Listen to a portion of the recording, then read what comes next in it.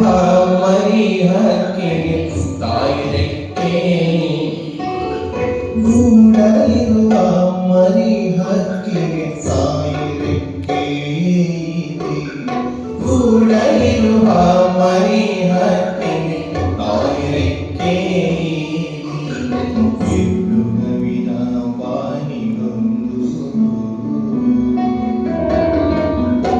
ಇಟ್ಟು ನವಿನ ಬಾನಿಗೊಂದು ಸೂರ್ಯದೇವನ ನೀತಿ ಇಟ್ಟು ನವಿನ ಬಾನಿಗೊಂದು.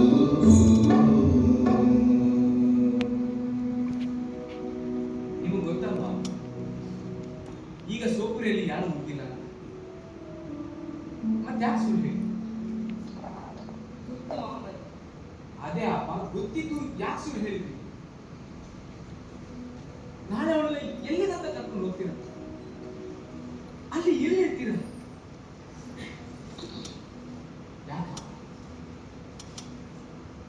ಗೊತ್ತು ಮೊಹಮ್ಮದ್, ಅದೆಷ್ಟು ಕಷ್ಟದ ಕೆಲಸ ಅಂತ ನಮ್ಗೆ ಗೊತ್ತು.